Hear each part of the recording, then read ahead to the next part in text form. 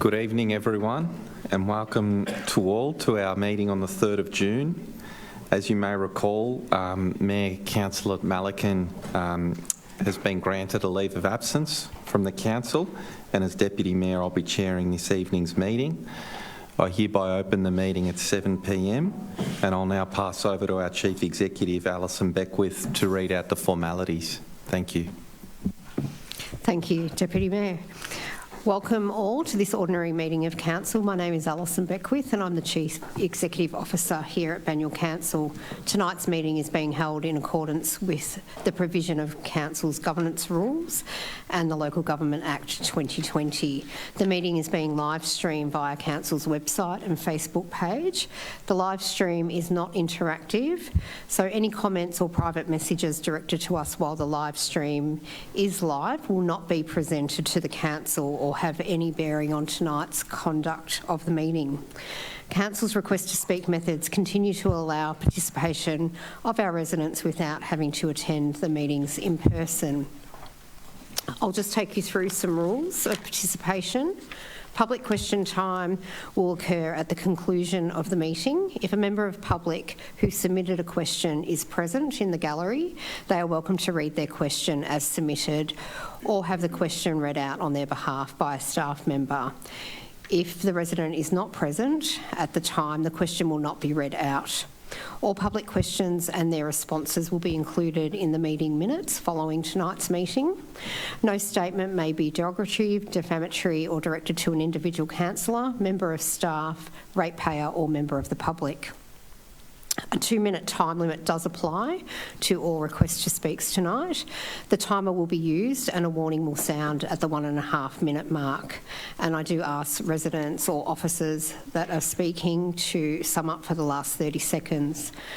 We ask that members of the gallery please check their phones and ensure that it is either switched off or on silent mode to avoid disruptions to tonight's meeting. And I also remind everyone that Council has a zero tolerance for any form of bullying, harassment or violence.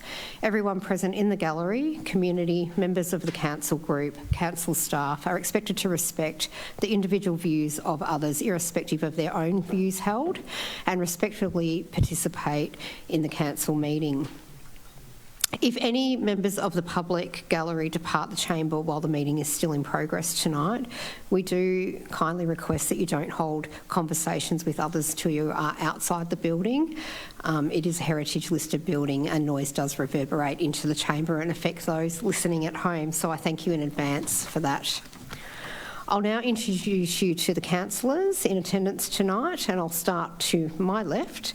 So I have Councillor Peter Castaldo and Councillor Alison Champion, and to my right, the Deputy Mayor, Councillor Rick Garotti, Councillor Alida McKern, Councillor Elizabeth Neely and Councillor Mark Di Pasquale. This evening we are also joined by Council's executive team. So over to the left we have Natasha Swan, Director of City Development, and Joseph Tobacco, Director of Community Wellbeing. And to the right, my right, Darren Bennett, Director of Assets and City Services, and Mark Gilio, Director of Corporate Services. Assisting the council team tonight are members of our governance and IT teams. And Deputy Mayor, I thank those for participating in tonight's meeting and hand back to you. Thanks. Thank you, CEO. So we'll start off, as we always do, just with an acknowledgement of our traditional custodians. So our meeting is being held on the traditional land of the Wurundjeri-Wurrung people. And on behalf of Banyule Council, we acknowledge them as our traditional custodians.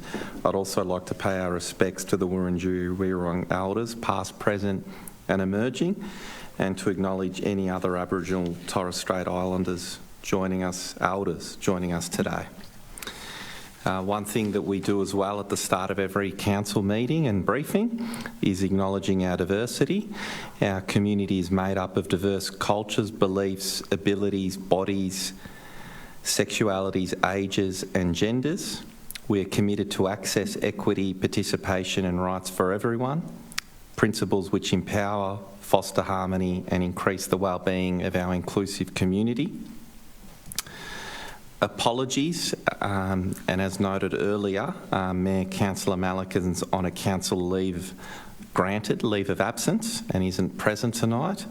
I understand that we also have apologies from Councillor Di Morales and Fiona Mitsonikos this evening. Are we aware of any other apologies? No? So we'll move forward. Just like to, and we do often do this where we have a Member of Parliament or former councillor in the gallery, just Jenny Marland OAM is here tonight. Thank you, Jenny. Confirmation of minutes. So looking to confirm the minutes for the ordinary meeting of council held on the 20th of May 2024. Can I have a councillor move? Councillor McKern moved, and a seconder. Councillor Neely. All those in favour? And against? That is carried. Disclosure of interests. As required at any other meeting of council, councillors must declare a conflict of interest at the start of the meeting and then leave the meeting when the item is to be presented to council. Councillors will also be required to leave the meeting and return when the item has been resolved. At any point throughout the meeting, if any other councillor recognises they have a general or material interest, they can flag that at that point and follow this procedure. Do we have any disclosure of interest from councillors? No, there are no disclosures. And in terms of our staff, officers that are present, I now ask whether you have a conflict of interest in any items presented before council tonight. We will note that there's nil. So this evening we have the pleasure of 3 award presentations which will be presented to council and to our community. It gives me great pleasure to read out some reflections in this award. So each year the Local Government Professionals, LG Pro Victoria, hosts an award to celebrate the achievement of local councils across a range of categories. Banyule City Council won the 2024 Customer Impact Award for our customer service model against some very worthwhile nominations from other councils. The model has 3 main concepts: the customer experience specialist process, improving how we triage customer requests. The case management group coordinates responses across council, especially for more complex situations. And our customer experience showcases have been a great way to celebrate the achievements of our frontline staff, while also allowing managers to directly engage with customers. So the award recognises the hard work and innovation from staff across council, resulting in a positive impact for customers. We would like to welcome Joseph Lindstad, our Customer Experience and Business Improvement Manager, to present the award to council. Thank you, Joseph, and it'd be great if you could say a few words. Sure, thank you. Thank you, councillors, and I'm really thrilled to accept this award. I'll try that again. Thank you, councillors. And I was really excited to receive this award on behalf from the LG Pro. That was a really worthwhile award. And as I think we sort of mentioned previously, it does represent a lot of hard work from a lot of people across council and who really take customer experience very seriously. And we're really proud that we've been able to get this achievement, as we sort of have mentioned, against a lot of really high achievers in other councils as well. So very happy to receive this award. Thank you. Thank you. And I think we have a brief video.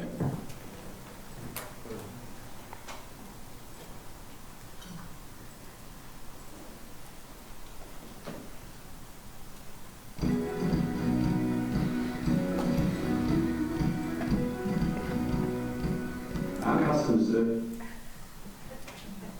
a new customer experience specialist role, a case management approach, and a customer experience showcase.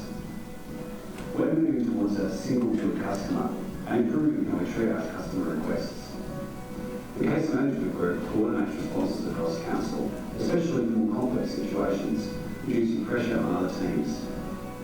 Our customer experience showcases have been a great way to celebrate the achievements of our frontline staff, also allowing managers to directly engage with customers. We're proud of our model, which has enhanced both staff and customer experience. Thank you for that.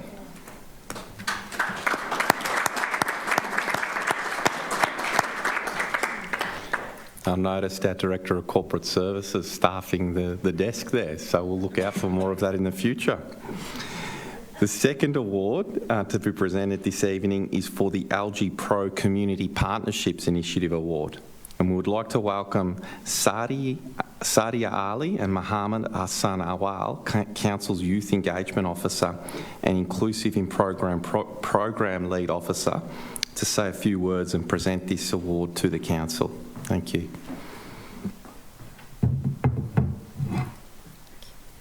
Thank you. The Saldic Diverse Communities Project was designed to empower Somali Australian youth and their families by improving service accessibility and capacity building for both community and supporting agencies. With nearly 500 professionals participating in our cultural training competency workshop and over 4,000 young people and families engaged in our various support programs, activities and events, this accomplishment is a testament to the dedication of our project team and the collaborative efforts of our 12 partner organisations, and as well as the support and trust from the Somali Australian community and the engagement. Thank you.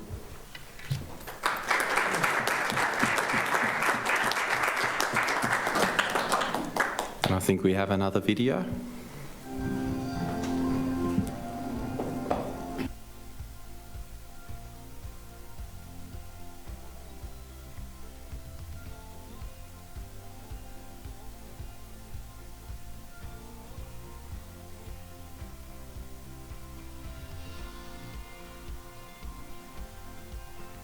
Hi, my name is Sadia Ali. Hey there, my name is Mohammed Hassan Awal. My name is Saeed Ahmed.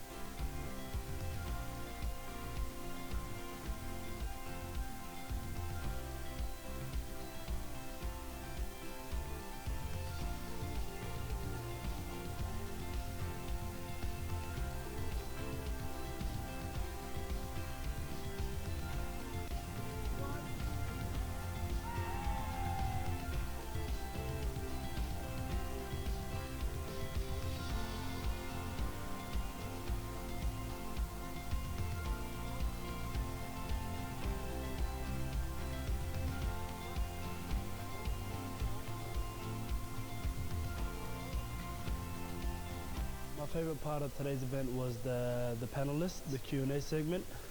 The panels really gave very good answers to the youth that were asking some questions about how they could build their networking skills. I'm sure a lot of them took a lot from that.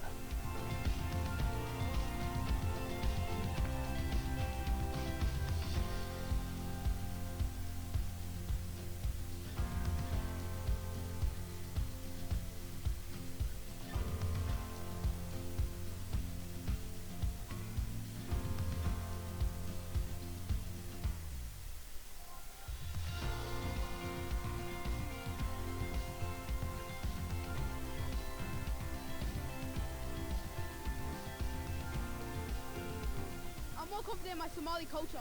How fun it was to watch the Somalian dancing and watch people join it. One thing that I enjoyed about tonight was seeing a bunch of people coming together as a community and celebrating the Somali community and the Muslim community and just like the human race in itself. Tonight was an absolute success, from the food to the performances to all the highlights that Saldi has achieved. It has been an incredible experience.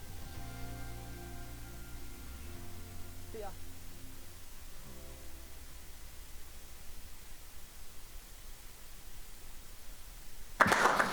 Thank you for that, and I think it's worth pointing out that Mohammed was one of our very first participants through the Inclusive Jobs program and now heads that up, so a great achievement for him and for our council.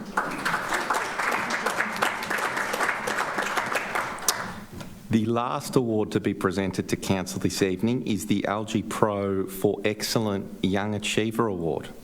This award acknowledges recognisable achievement of people under 30 years of age working in local government. The judging criteria: major achievements of the nominee, demonstrated leadership qualities, level of commitment to drive change, specific individual contribution made to council or the sector, a commitment to self-development. Andrea Mullins, Banyul's Injury Management and Return to Work Advisor, was our nominee for the award and was one of 10 finalists within the category. The field had some wonderful contributors with 3 high commendations announced. Andrea was nominated due to her leadership, and innovation in managing council's work-related and non-work-related injuries, and her commitment to building strong rapport with our employees and management teams. This included educating all levels of the organisation and reiterating the importance of a return to work as the implementing a variety of innovative methods to assist both employees and management in helping employees return to work. We'd like to welcome Tony Tualdo, our Manager of People and Culture, and Andrea Mallins, our award recipient, to perhaps say a few words and present this award to Council. Thank you for having me here tonight, councillors. It's an honour to have received the award in the first place, and it's a hard act to follow all of that description of the award, so I'll keep it short and sweet. I guess I just wanted to highlight a few of the key aspects of how we received the award in the first place. So since 2021, we've seen a 51% reduction in our work cover premium. It's still huge, but it has been reduced a little bit. This has translated to savings of over $1 million, and our claims costs have reduced by 24.73% over the 3-year period. And lastly, according to WorkSafe's industry-wide measuring system, we've actually surpassed the industry standard with regard to how quickly we're returning injured employees to work. So obviously I couldn't have done all of that on my own. I've had a lot of help from the business as a whole, building relationships and forging programs with different business areas, and getting a lot of support from my team as well. So that's how we received the award. Thank you. Congratulations.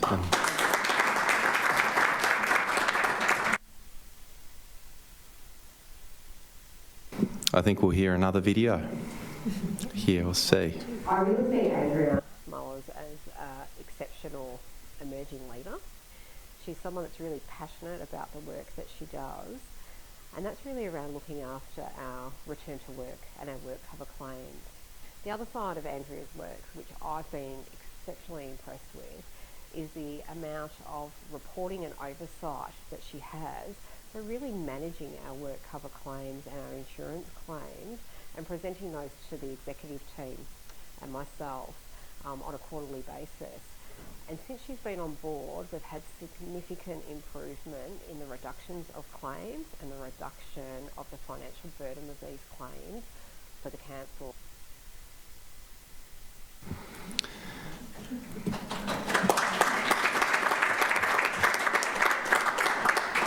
So well done, Andrea, and I think having the CEO talk to you, I think, speaks volumes of your contribution and where your career's going. And as a member of the Audit Committee as well, yeah, it's very pleasing when we get that work cover report and seeing the impact of that translate. So well done to you, Tony, and Mark as well. Really good work. So we now move on for the rest of the agenda, and this is an opportunity as well for our award recipients to duck out quietly, should they wish. No.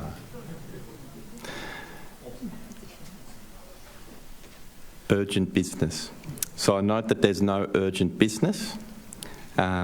Petitions. There is one petition. Item 2.1, a petition against the demolition of the East Ivanhoe Bowling Club cottage. And we have 4 speakers for the item. Our first speaker is Simon Dunks from the East Ivanhoe Bowling Club. Thank you, Simon. Thank you very much.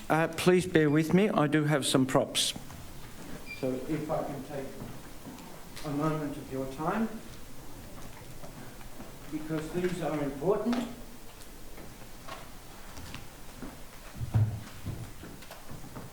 Thank you.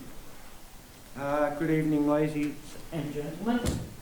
I'm Simon Dunks, Chairman of East Ivanhoe Bowls Club.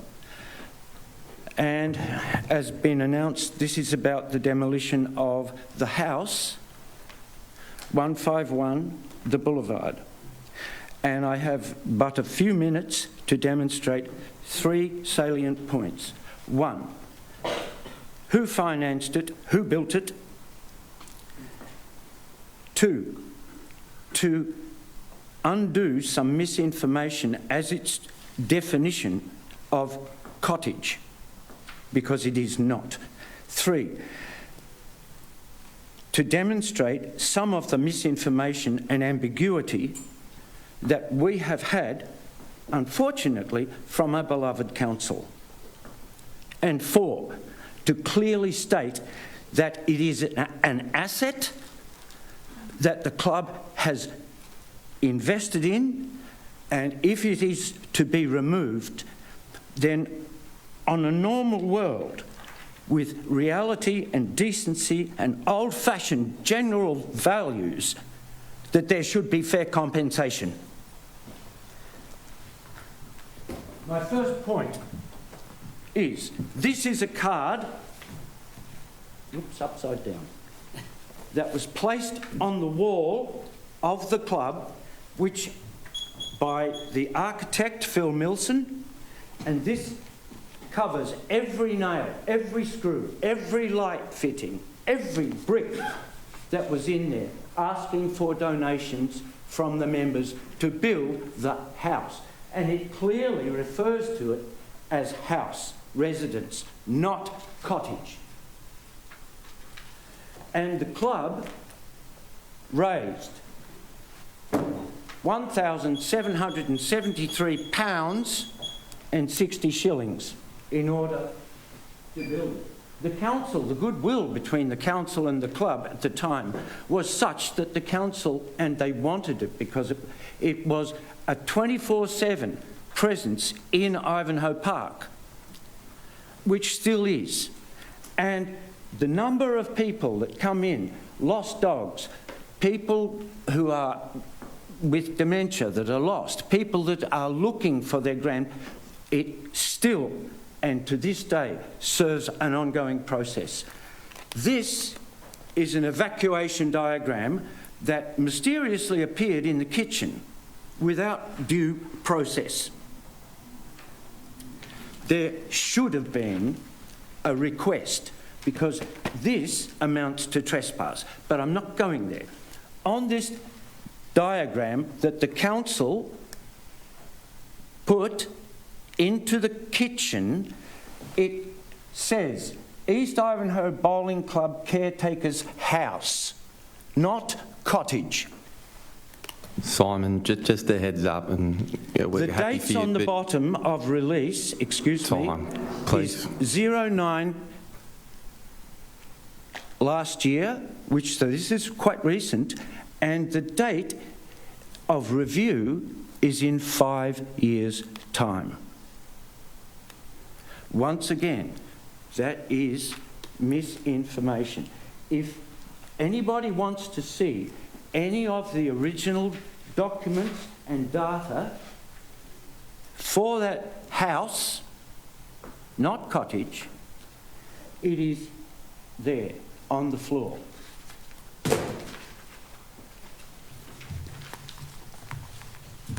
EIBC has had a fantastic relationship with council, and the goodwill has been brilliant. But yet again, we are finding ourselves having to defend something that is our asset. Thank you. Thank you, Simon. And just a heads up for the following speakers, we've allowed for usual rule is 3, and Simon did take up a bit of time, which we granted. So Matt's our next speaker, but if I can kindly ask Matt Perkins to stay within the allocated time. Thank you. Thanks, councillors, and I'll keep it short and sweet, Rick. East Ivanhoe Bowling Club understands its lease with the Banyule City Council to detail. Council have made it less than clear on timeframes and with poor correspondence on this item tonight.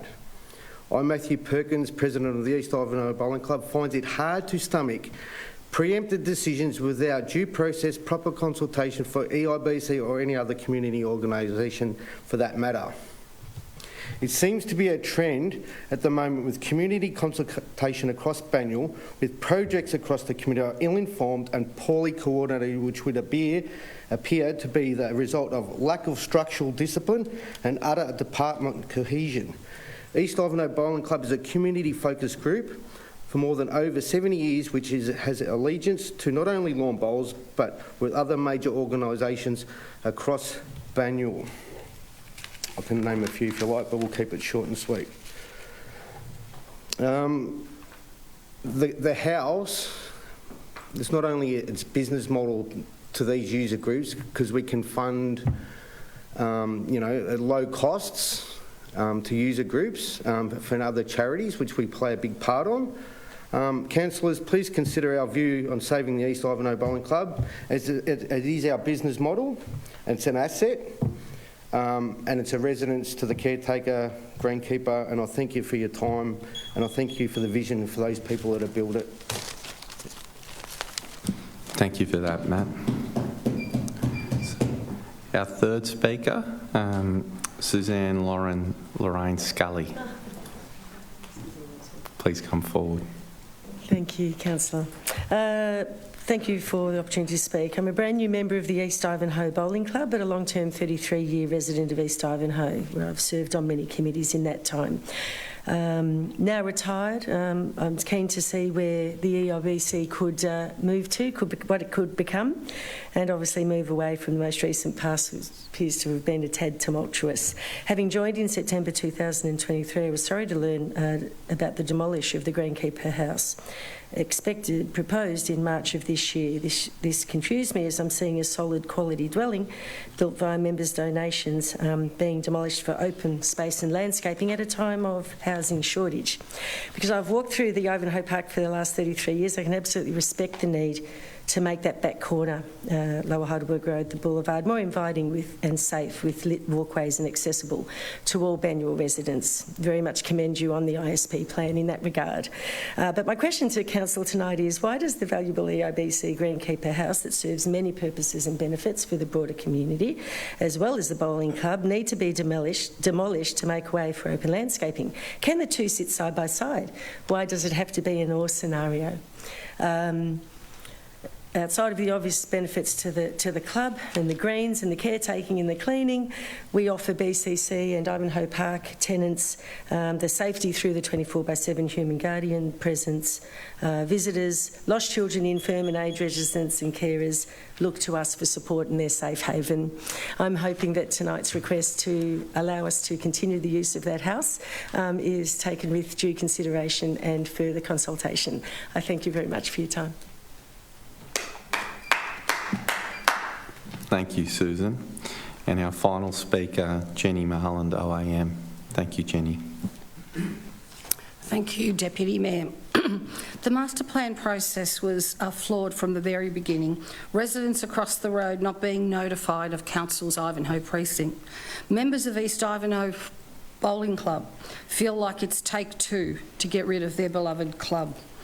If the house was demolished, this could bankrupt the club. The club would have to find over an extra $26,000 a year to fund the salary of the greenkeeper. Please recognise that the destruction of the greenkeeper's house, the construction of the greenkeeper's house was paid for by the members with total permission of the City of Heidelberg. I am surprised in a housing crisis that you would demolish a substantial house worth around $1.5 million. Councillors, please allow us to retain the house. The open space at the side of the house is beautiful and a wombat lives there.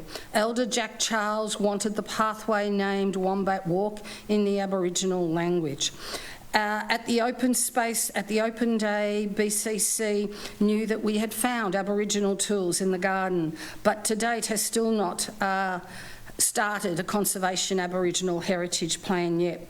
Do not chop down any of the trees to create open space. BCC has not consulted the community on the boulevard that they would possibly be looking at a fence around 1 metre high, because that is the fall of the land in this beautiful space because of the drop. Have councillors been informed that this could be an added cost? What's next? Is it the removal of Monty RSL, because that sits on council land and that's an anomaly as well?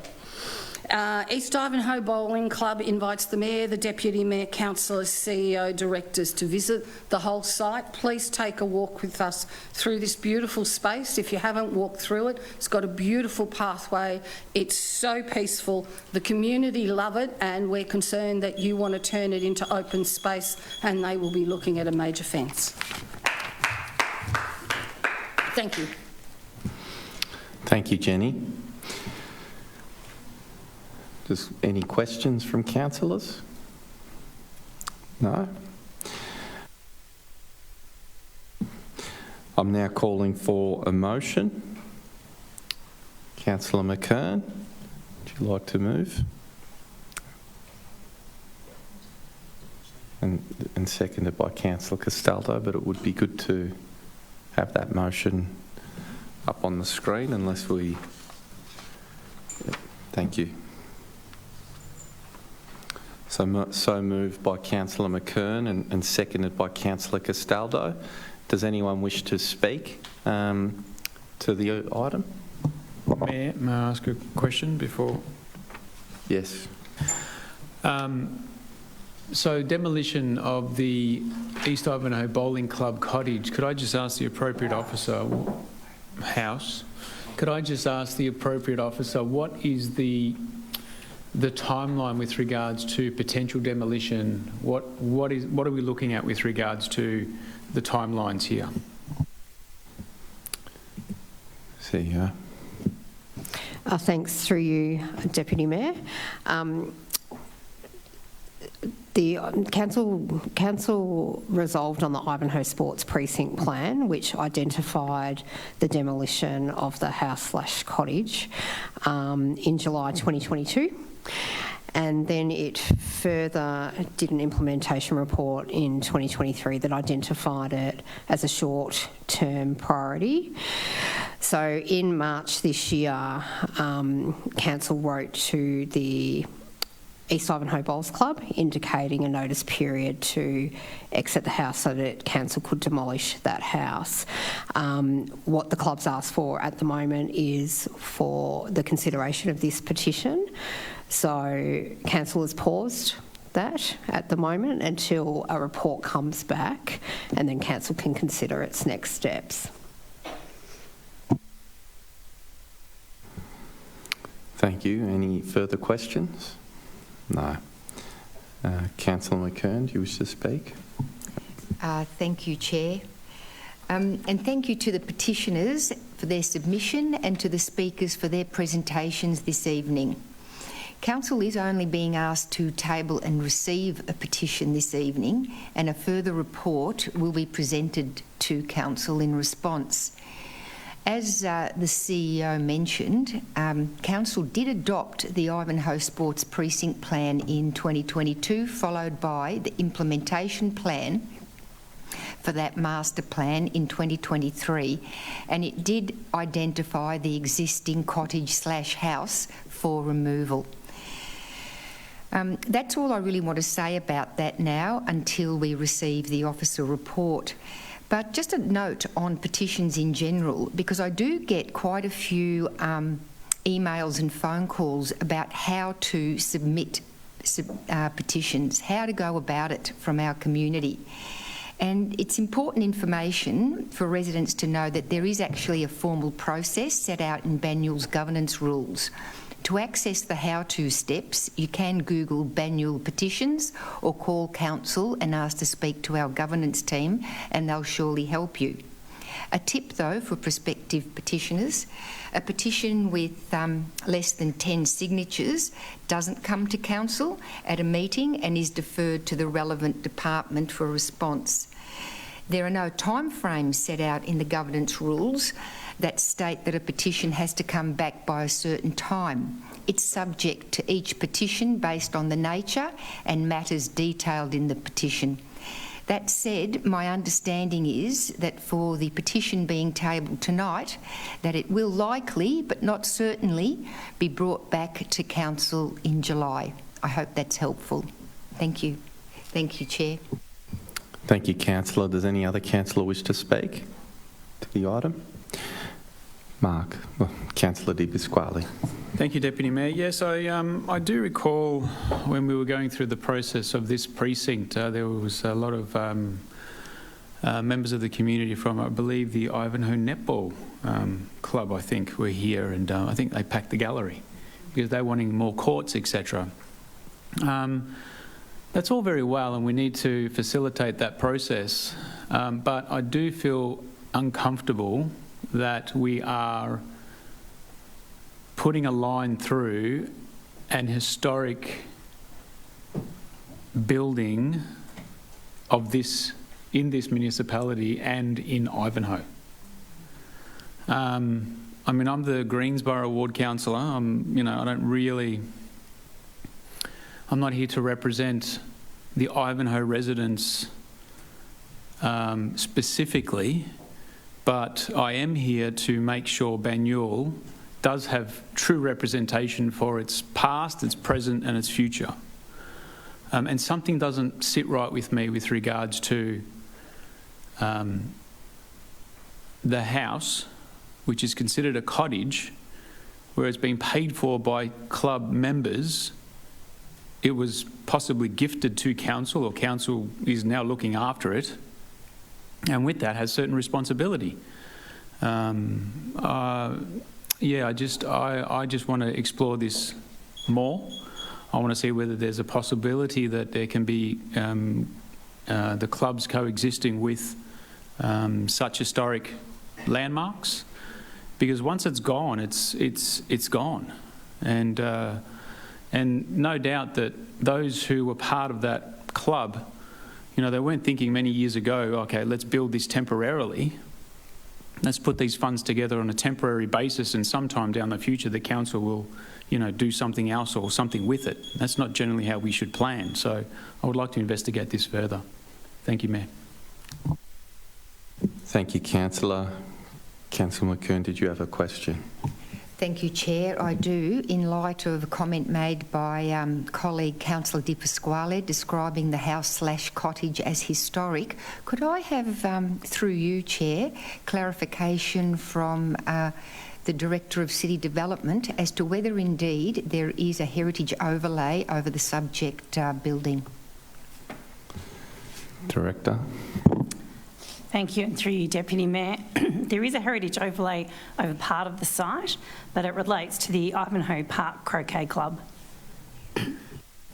Thank you. Thank you, Director. Do we have any other speakers to the item or questions? I might just note that the Chief Executive's confirmed that no demolition works will be occurring until a report comes back to the council and is available to the community. So hopefully that gives the club some reassurance from a process perspective. I did actually have a question of the CEO, because I understand that a second related petition may be circulating, and just seeking some advice on how that will be dealt with and considered in process and report. Through you, Deputy Mayor, we haven't received any other item in regards to a petition relating to this as yet. So I'd have to ascertain whether that petition is calling for new information or whether it is the same, and then I would be able to inform the head petitioner at that time, but we haven't received anything to date. Well, yeah, there's some, thank you, CEO, but I think if we can get back to the head petitioner with advice on that and to the councillor group would be most appreciated. With that, I will put the motion. All those in favour? And those against? I declare the motion carried. Thank you.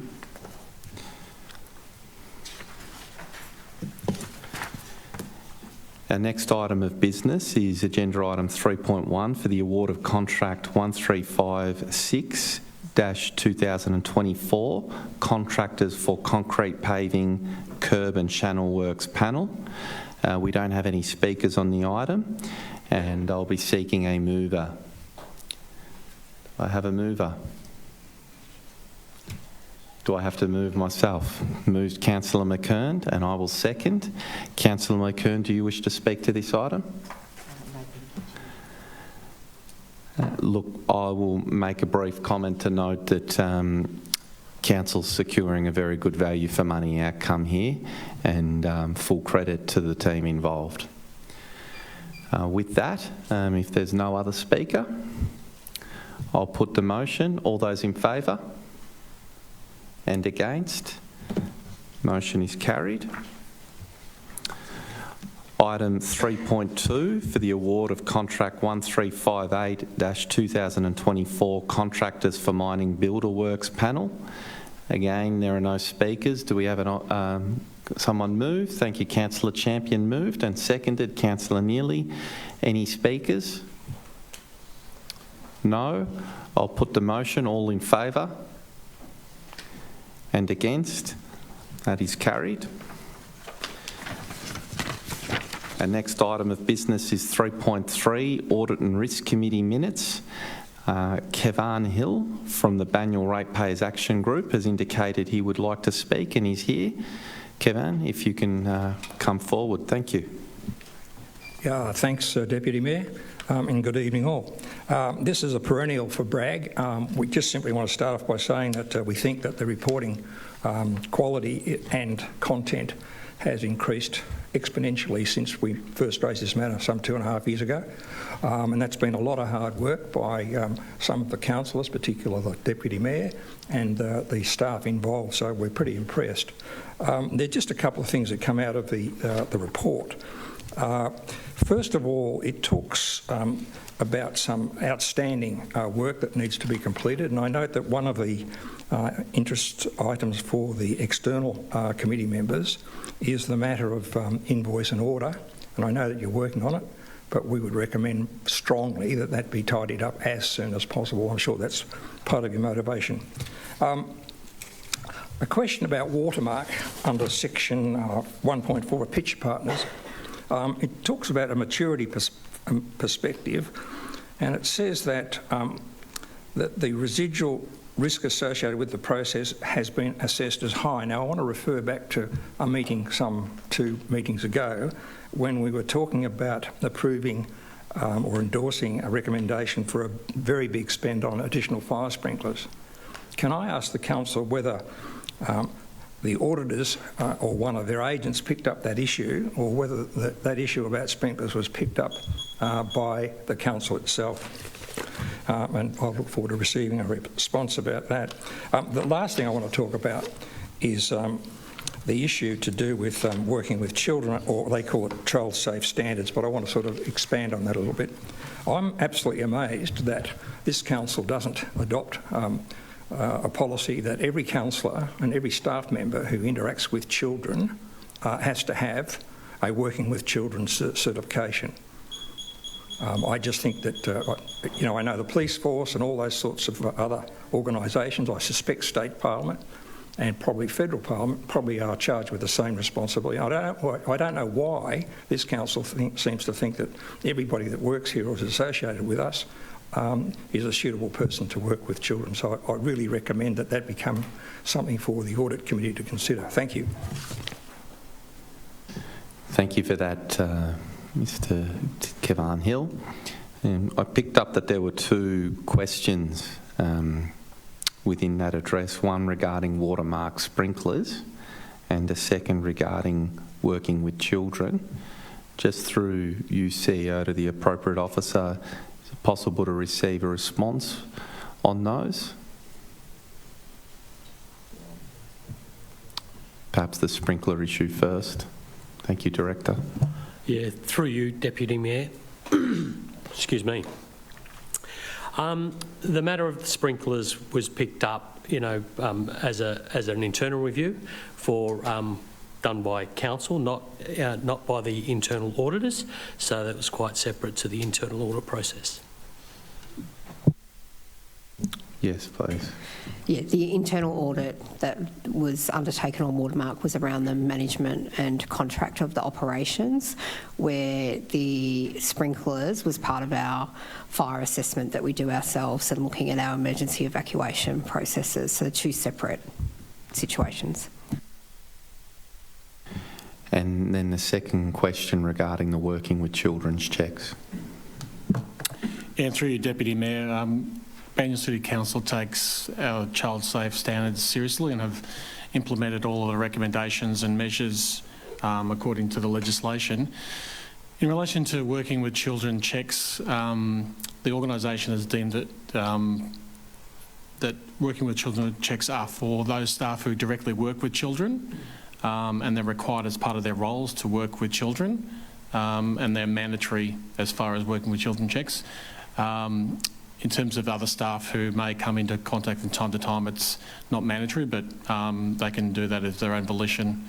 So yeah, it's specifically for those who directly work with children as part of their roles, but not the entire organisation who may not come in contact with children as part of their roles. Thank you, Director. Looking for any questions from councillors? Any further questions? Looking for a mover. Councillor moved Councillor Neely and seconded Councillor Champion. Councillor Neely. Thank you, Deputy Mayor. As a member of the Audit and Risk Committee, I'll just go over some key points from the last meeting. Attended with Councillor Garotti and observed by the Mayor, Councillor Melican and also Councillor McKern. Before each Audit and Risk Committee meeting, the internal auditor meets with the committee without council management present. And at the March meeting, the auditors reported no concerns and confirmed that council had provided all requested information during reviews. The Auditor General's Vago appointed auditors attended the meeting and spoke to the draft financial audit strategy for 2023 to 24. And that focused on several areas, including an in-depth review on council's valuation process. And that reviews land, property, infrastructure assets, plant and equipment balances. So it was comforting to know that the reviews show that Banyule is best practice.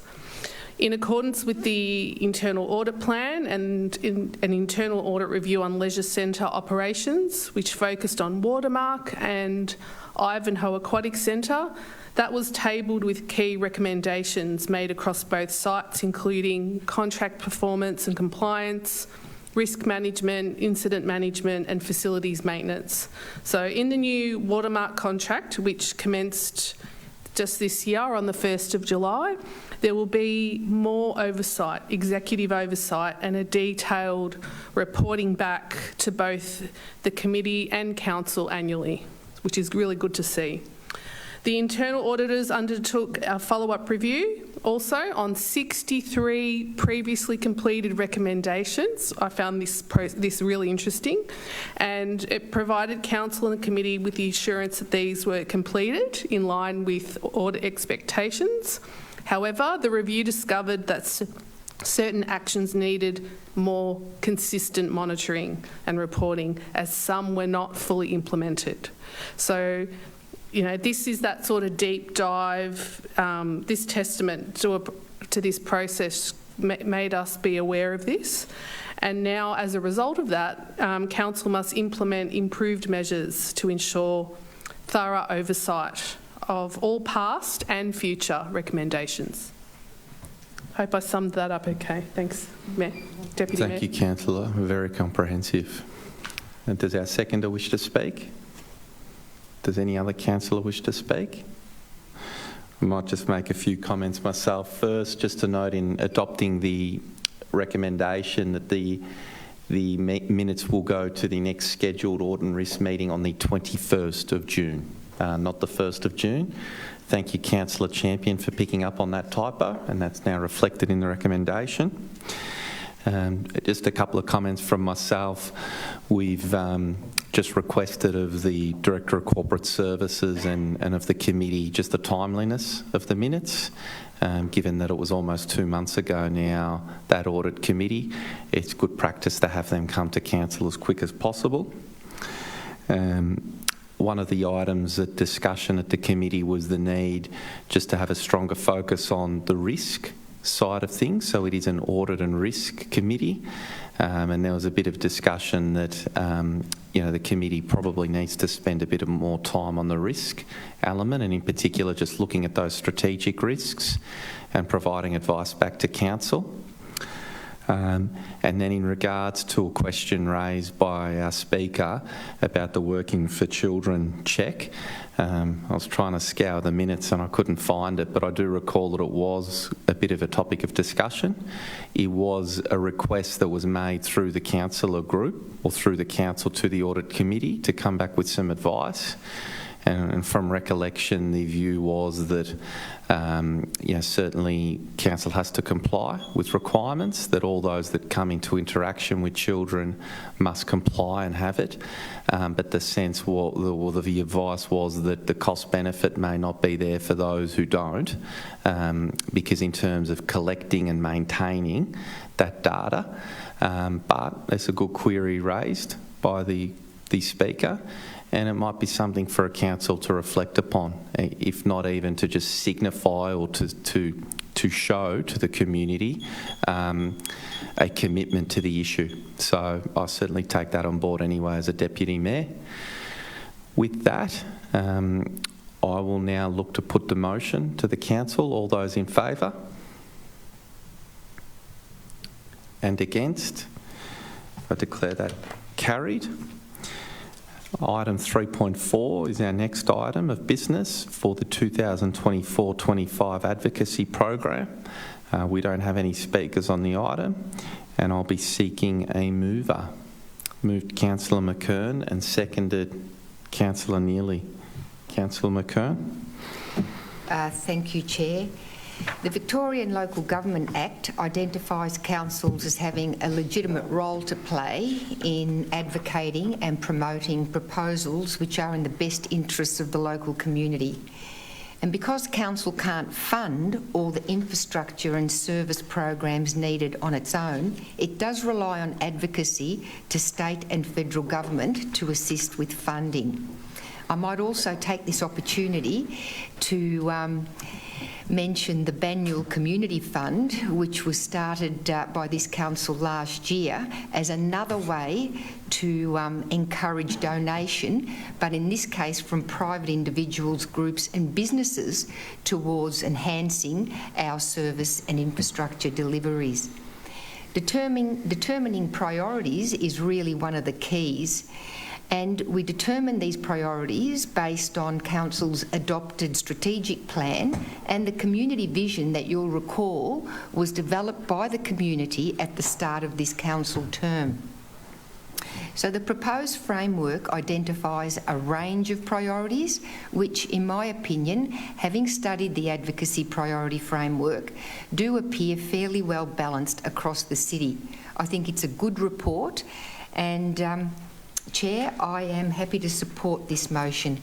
I might also bring to the attention of officers that there is a typo regarding the Ivanhoe Bowls / Ivanhoe Tennis Club club room priority, that in the framework it's mentioned as being located on Ford Street, where it's indeed located on John Street. So if a correction could be made, that would be appreciated. And I also would like to thank the resident who brought it to my attention. Thank you, Chair.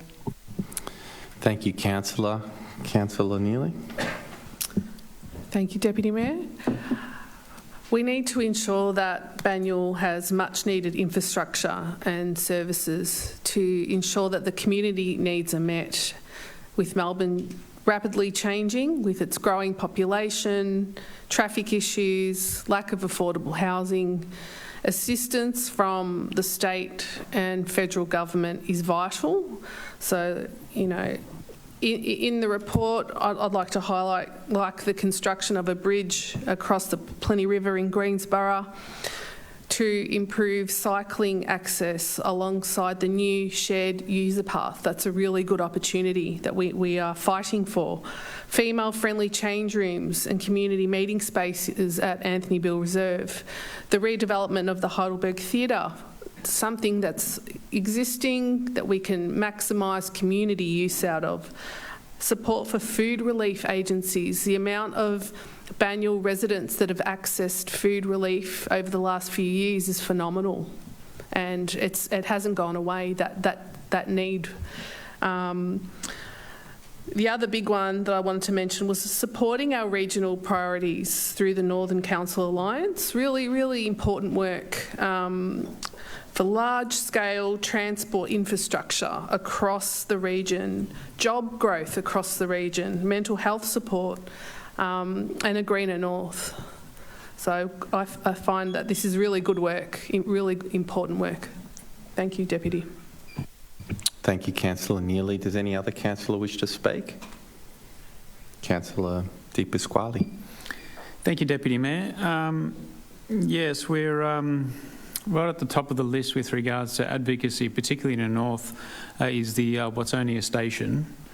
Unfortunately, I'm sorry to say, but I think we're failing with regards to being there as representatives for the community and giving them assurance of what's happening through that process.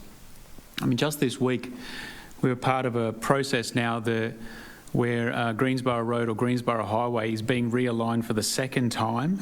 So first of all, it was realigned through the tender through Spark to allow the tunnelling where the tunnel boring machine will be located to allow that to happen. And now we hear that there's going to be another realignment because of the integration to the M80, so the M80 works. Now, if the state government now make an announcement for the Watsonia station, we could have a third time where this road is being realigned. Now, correct me if I'm wrong, but I think the Spark contractors, M80 contractors, and possibly the level crossing removal or station upgrade contractors would be all state government run or, sourced by the state government and controlled by them.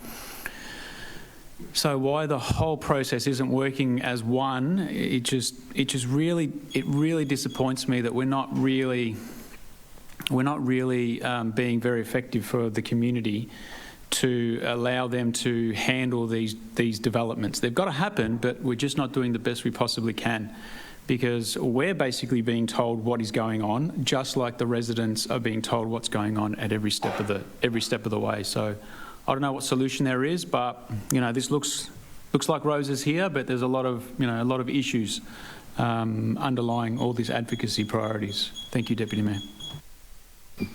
Thank you, Councillor. Any other speaker? No, I'll just note that as part of our advocacy on NALP, we're working with NALP and government around the sound protection barriers. That's a major consideration for residents in the north, and particularly in Watsonia North. Minimising construction impacts, as Councillor Di Pasquale has touched on. And a new piece of advocacy will be around the resolution we adopted at the last council meeting, an opportunity for joint community infrastructure in our public schools. So there's a really good program of work happening, and I'm very pleased to be supporting this plan. I'll now put the motion. All those in favour? And against? I declare that carried. Item 3.5, record of councillor meetings. No speakers. Can I have a mover? Moved Councillor Castaldo. Oh no, you wish a slight amendment, I believe. Yes. I believe that's on the population committees. Yep. So moved Councillor Castaldo and seconded Councillor Champion. Any speakers? No. I'll put the motion. All in favour? And against? That's carried. Item 4.1, supporting LGBTIQA+ inclusion in sport. And there are no speakers. And I'll be looking for a mover. Moved Councillor Champion and seconded Councillor Neely. Mayor? Any questions before we proceed? Yes. Deputy Mayor, question please for the appropriate officer, and can be taken on notice. I'm just, with regards to inclusion in sports, are there any examples or issues that our municipality sees where there are substantial or any at all exclusions with regards to sports for our LGBTIQA+ community? Thank you. CEO, Director of Community Programs. Thank you. Thank you, through you, Deputy Mayor. Thanks for the question, Councillor Di Pasquale.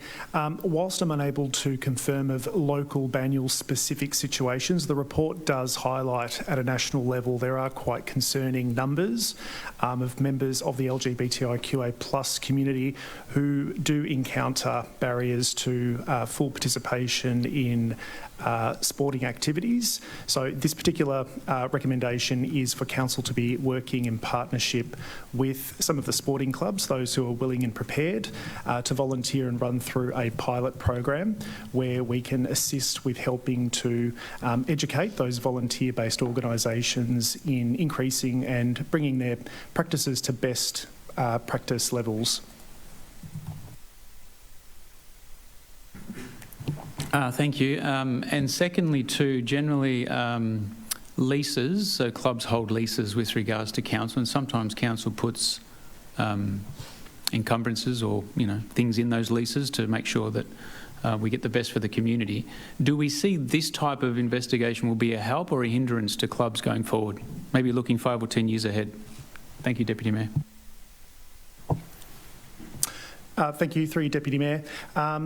I think the short response is I think this program will be helpful in assisting these organisations identify some really simple and practical ways just to tweak what they're currently doing so as to really create an environment of inclusion. So I think there's a positive that comes through this, but obviously this is a pilot and Council will be kept appraised of its progress and its applicability for future implementation through other clubs besides those who are currently volunteering to participate. Thank you, Director. Councillor. And Deputy Mayor, just final question. This being a pilot, if there are clubs out there who are, a lot of volunteers are part of committees on clubs. If they're not capable of being part of this pilot, will they be disadvantaged in any way going forward? Through you, Deputy Mayor, no, I don't believe they will be disadvantaged. Thank you. Does any other councillor have any questions at this stage? No? So it's been moved by Councillor Champion from recollection and Councillor Neely seconded. Councillor Champion, do you wish to speak? I was happy to speak, but it's pretty much been said. The Director of Community Programs has already made comments, so I won't repeat it. Thank you. But obviously I support this wholeheartedly, being the chair of the LGBTIQA+ committee. Thank you, Joseph. Councillor Neely, do you wish to speak to the item? Yes, thank you, Deputy. This is about education and inclusive messaging. The industry research, as mentioned by the Director, revealed a lot of discriminatory practices and exposure to homophobia. The goal is for this Rainbow Ready Club program that they'll run a 12-month education program with 3 clubs. I'm interested to learn about the outcomes from this program to inform future initiatives. The results that I believe we're all looking for is for clubs to attract a wider range of participants that are connected, active, healthy and safe. And people need to feel safe and welcomed, and this is a meaningful step to uplift inclusion. Thank you, Deputy. Thank you, Councillor. Does any other councillor wish to speak? Councillor Castaldo. Yeah, I'd just like to speak, and this is another good and important thing for us to act on. An important part of council is to break down any barriers of inclusion, to give everyone an opportunity to be their very best. And this group, the LGBTIQA+ community, have been excluded and heavily discriminated in past. And there's no one more single phenomenal piece of information than no AFL player has ever in the history of AFL come out as gay while playing, or past players, is my understanding. And when a player came out in the soccer competition in Australia, it became out as gay. It was a world piece of news. when we've got a population group as big as that community that not one single person has ever identified while playing, that is a phenomenal problem. And while I think this is a small step in the right direction, I wholeheartedly support the recommendation from our population group that has been advocating for this for a couple of years now. Being on the committee, I've heard them speak very determined to break down those barriers. So I wholeheartedly support this moving forward as well.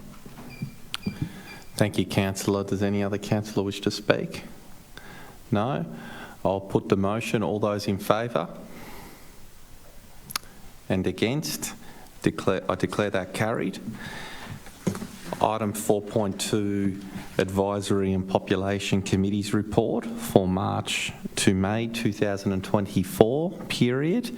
Looking for a mover, and I believe there's a small amendment. Councillor Castaldo? Yeah, I'll move this with the small amendment. Part 5 notes that the minutes included in the report for the Multicultural Committee meeting held on the 17th of April 2024 require amendment to reflect Councillor Mitsonikos was in attendance at that meeting. Thank you, Councillor. And the seconder, Councillor Neely. Councillor Castaldo. May I ask a question before Councillor's comment, if that's okay? Through you, there's various recommendations that are from various committees. Just from the appropriate officer, are officers encouraging committee members to come to council meetings and speak on these recommendations as well? Because I see these recommendations, but I don't see any people coming to the gallery and telling us and telling the community why they want them and background. So could I please just get a bit of a question to the appropriate officer? Are we encouraging committee members to speak at public meetings, please?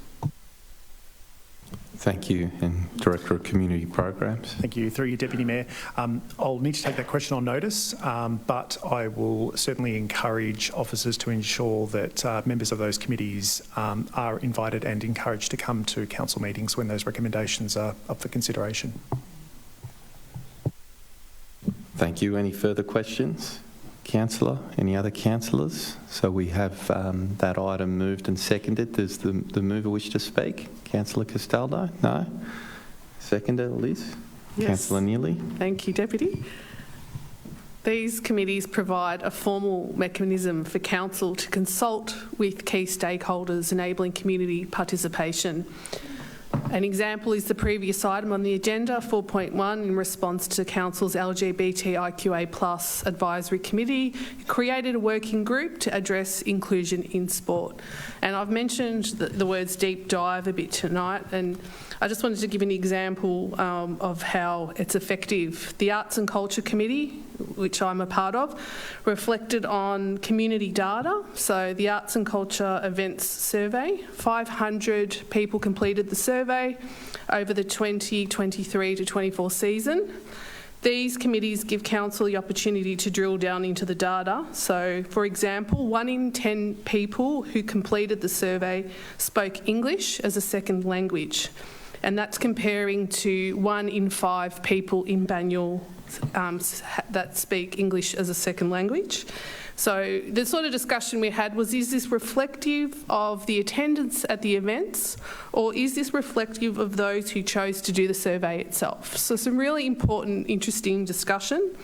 And then from this, we looked at how council can engage in the north part of the municipality and the west to get people involved in cultural programs and events, potentially movies in another language or Chinese New Year, and whether we should bring this to the Multicultural Committee. So really, really good work being done, and, from one thing going to another committee to follow up further.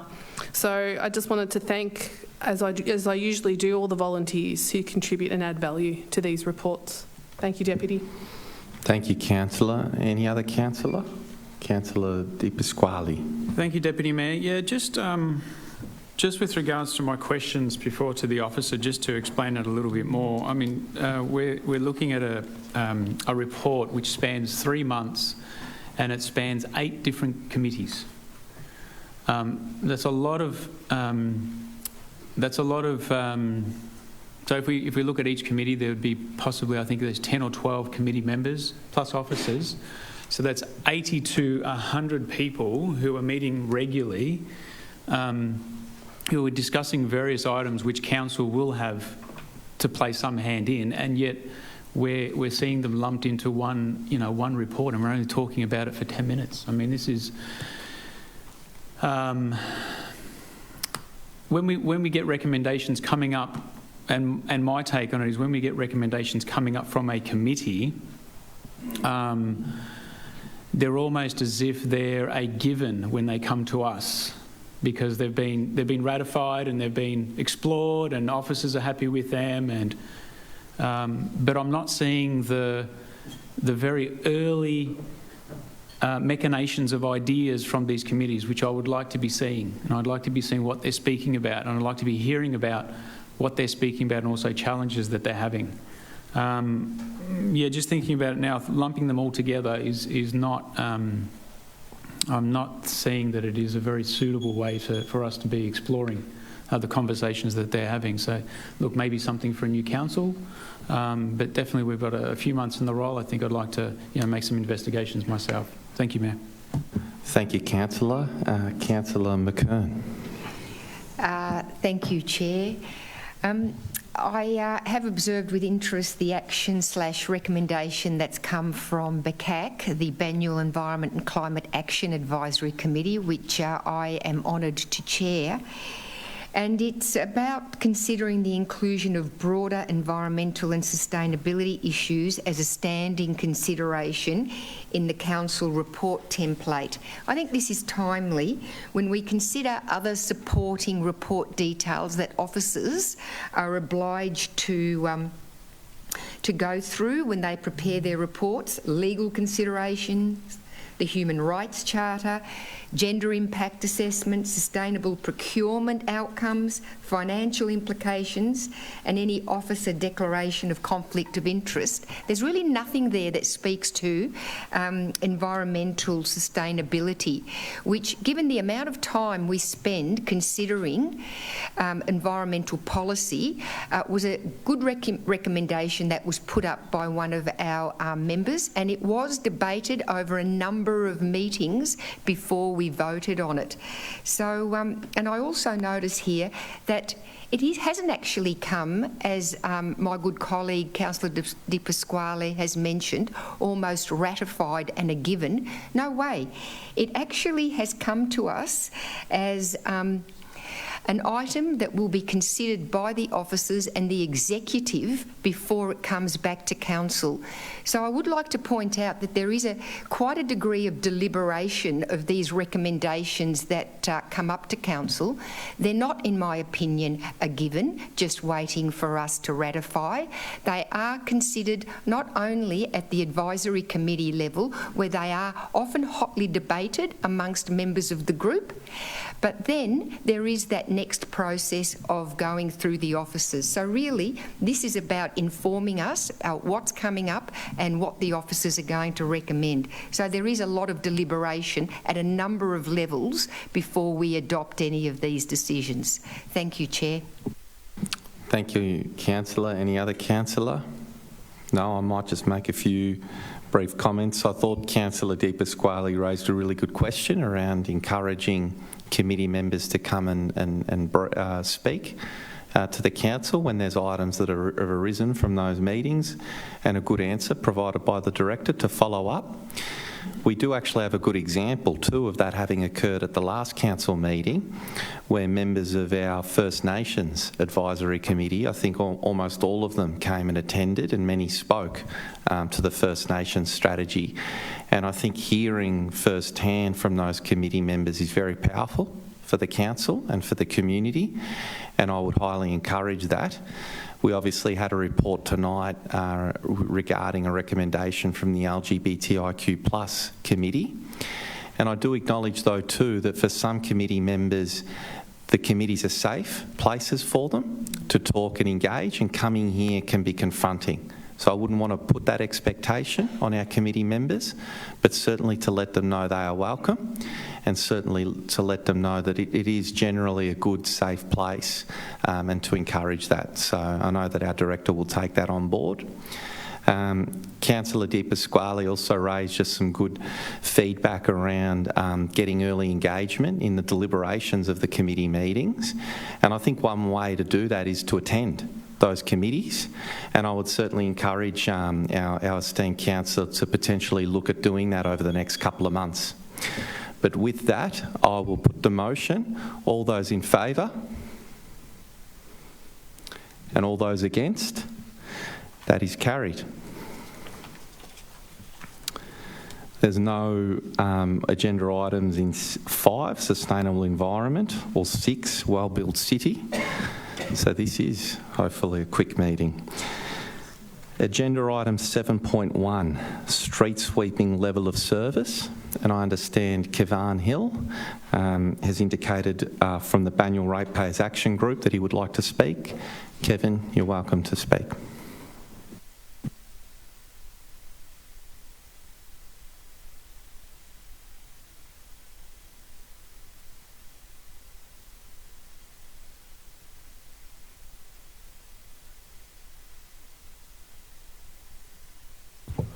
The current standards and what is the baseline service intended? What is the current budget for street sweeping as opposed to footpath sweeping? And is there a budget proposed for footpath sweeping? Is current street sweeping service day labour or contract?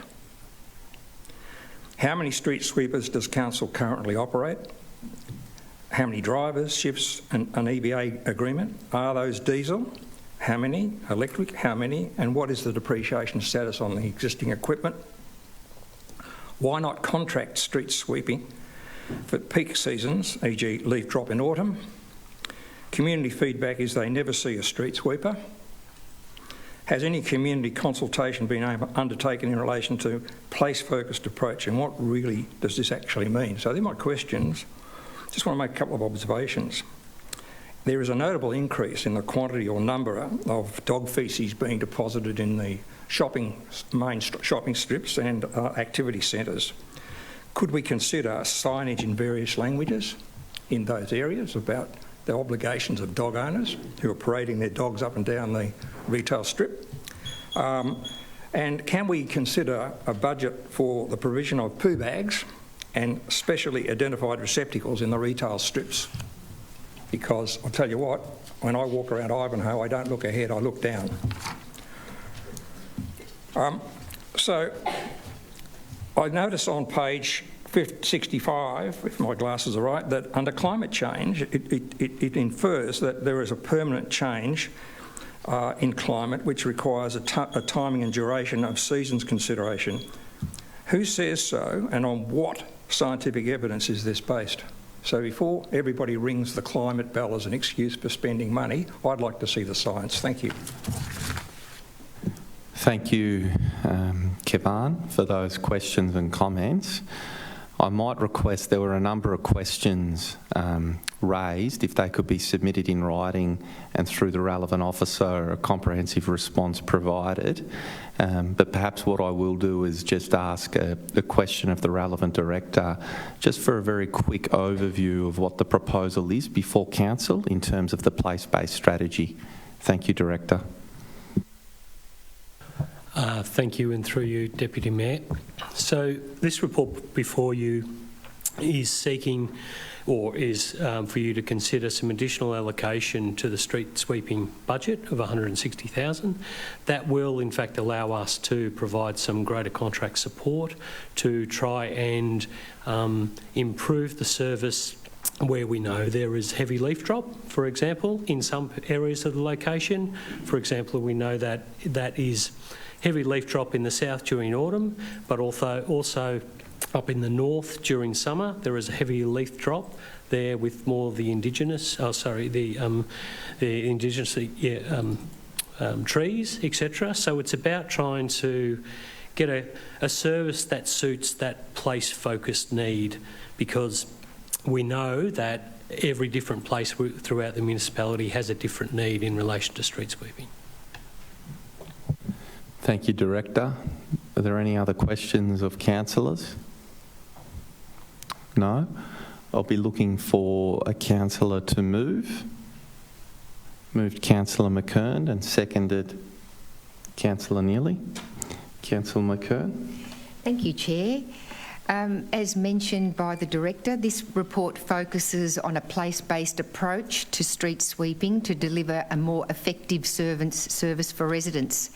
I do thank the Speaker with his many questions, and I ask the same thing. What is a place-based approach to service delivery?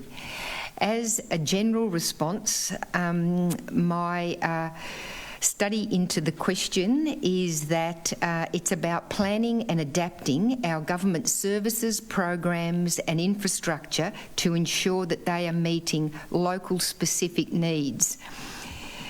Quite exciting when you think about the potential. In the case of street sweeping, which is the service focus of this report, a place-based approach has advantages, as street sweeping in particular is a key and valued service in our community. We know, as mentioned again by the Director, that some of the areas of the municipality require more frequent street sweeps at certain times of the year.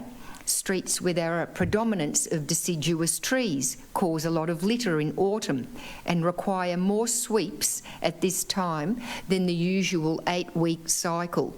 Indeed, I was in Fairy Street this afternoon. It was swept 1.5 weeks ago and the street was full again with leaves.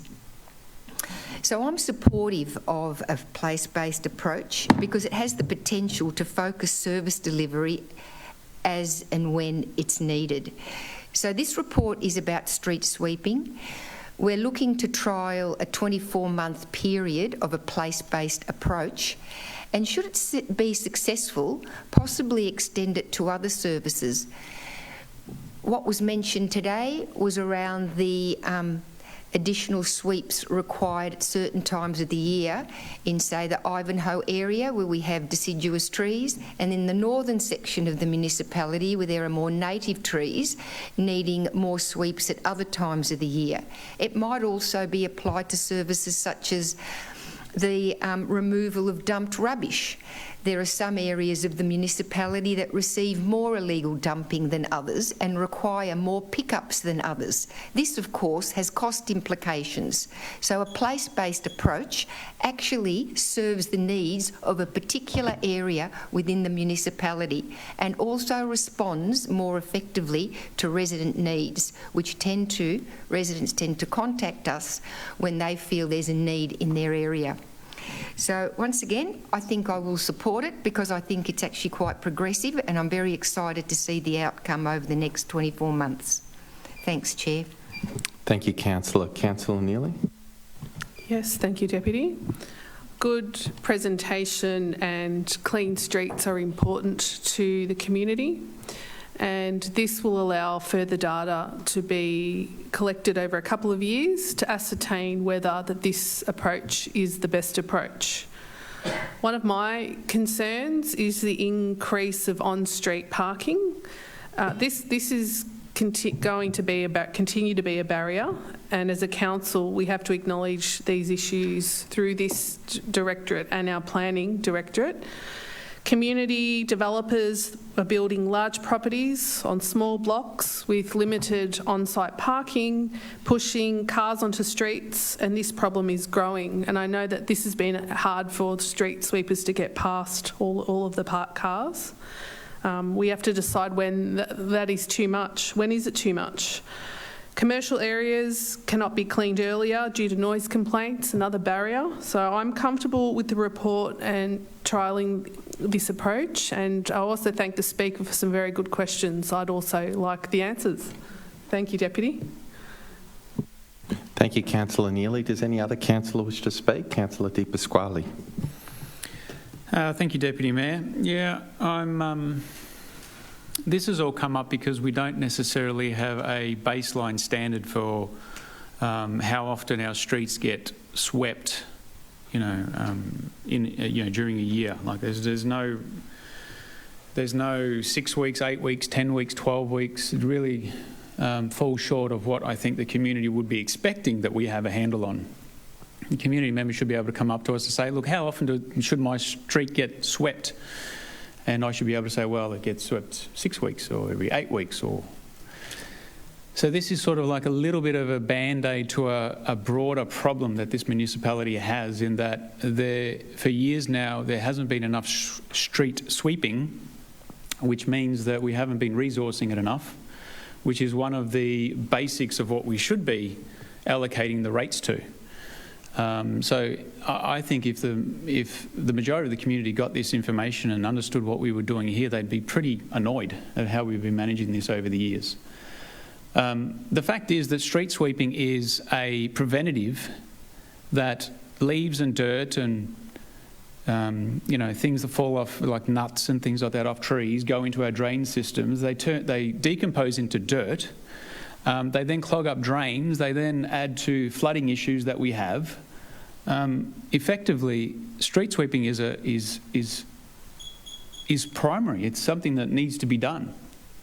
So I think this goes a little bit of a way to appeasing some people within the community, possibly councillors. Where this money will be spent, I presume it will be spent in the south of the municipality rather than the north, because that's just the way that it's going to fall.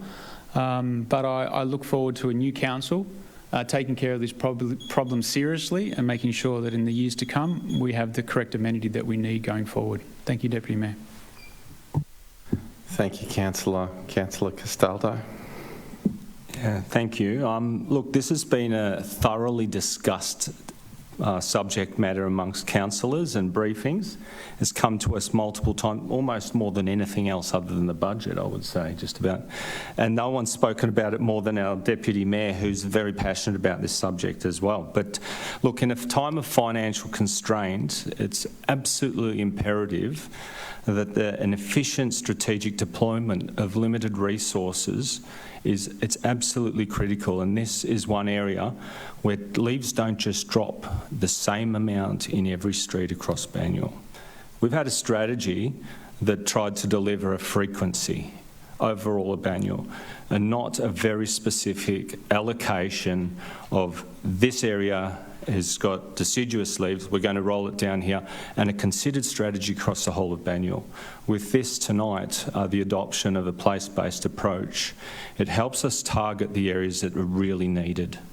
And so that's really important, and it is probably in the south we've got more exotic vegetation that drop the leaves, and I think that's where we've got to prioritise it. But it is other times it needs to be elsewhere, and so I think it's a very wise approach that has gone through a lot of rigorous discussion, and I think we're going to land on a good approach. And now it's up to the officers to deliver, because our community want this delivered well.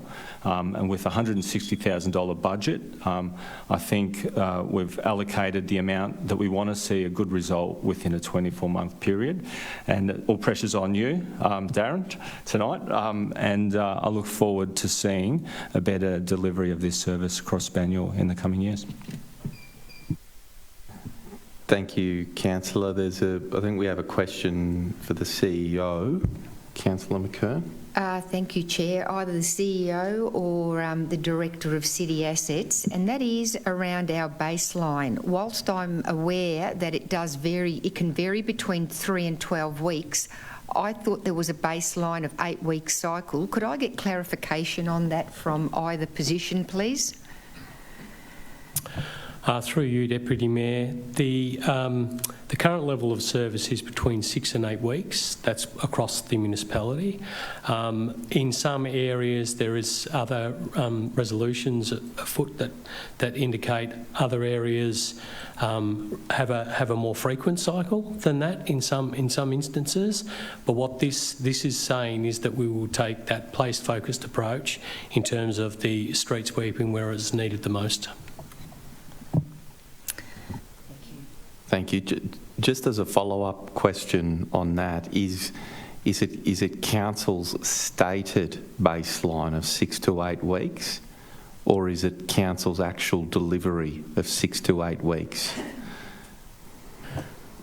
It's the stated baseline is 6 to 8 weeks. The delivery is anywhere between, across the year, 2 weeks in some instances to 3 weeks, up to 12 weeks in some other areas. Thank you, Director. Are there any other questions or comments? Councillor Champion. Thanks, Deputy. I wasn't going to speak. Most of the arguments have been made. However, I am going to make a point. I am no arborist. However, I am aware that not only do our exotic trees drop leaves at this time of the year, I do have one in my yard. I'm also very aware that our native gum trees also shed their bark at times of the year, and they also drop gum nuts. So both native and non-native trees shed some part of themselves throughout the year, both in the north and the south. Thanks, Deputy. Thank you, Councillor. Before you jump in for your right to reply, I just want to make a few comments. So, when I saw the Speaker was speaking tonight against, I wasn't sure if it was because we're looking to allocate more money or not allocating enough money, but the Speaker addressed that question that I had in my mind. Thank you. In my view, the sweet streeping is a basic and fundamental council service, and a little bit aligned with comments raised by Councillor Di Pasquale. I do think as a council we're not meeting that service obligation. I certainly receive feedback from a lot of residents in the area I represent about the inadequacy of the service. The baseline that stated baseline has been 6 weeks to the community. We're not meeting that. We've never met that. We've asked officers to make sure now that we clarify that with the community. As Councillor Castaldo pointed out, there has been quite a lot of discussion at the councillor group and with our officers around this service area and what we need to do to uplift it. In my view, what we're doing tonight is not enough. I would actually like to see, I would have liked to have seen a further investment and a minimum baseline level that every resident in Banyule could rely upon, to know that at least every 6 weeks or every 8 weeks, you're guaranteed to get a sweep. We won't be delivering that, but we will at least be enhancing upon what's there at the moment. So that will lead to an overall improvement in the city, and I'm happy to see how this plays out and for a further report to come back to council in 24 months. There are some challenges that we need to be aware of with regard to the North East Link works and the logistics of having trucks going across that construction highway. And so I think in recognition of that challenge as well and how that'll play out, I'm also sort of happy to be guided by a review in 24 months. But again, in my book, it is a service, a fundamental service that I don't think we're quite delivering to community expectation on. Councillor McKern, to sum up. Thank you very much, Chair. And it certainly has been a debated topic. As Councillor Castaldo mentioned, we have discussed this topic on a number of occasions, and I think that that is a pure reflection of how important this basic service is to our community. I think all the councillor group receives some element of correspondence from the community regarding street sweeping. And what I will agree on is that it is a basic service that council does need to provide, and we need to continually look at how we can improve that service. I'm not convinced that having a baseline number of sweeps is going to solve the issues raised by our community, which essentially amount to, why isn't my street being swept often enough, especially when there's leaf fall in the autumn months. I also think that this is a question of prescriptive service delivery versus performance service delivery. I'm putting my bet into the area of performance service delivery because it responds to what's needed rather than having a prescriptive baseline figure which might be 6, which might be 8 weeks. Whatever it is, it's not going to please everyone. At least trying to focus on the needs of individual areas goes some way to recognising the individual needs of that area and that they're going to differ from area to area.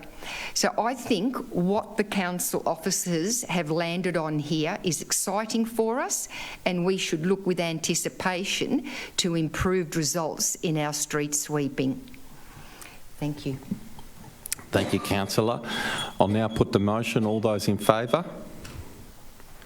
And against? I declare the motion carried.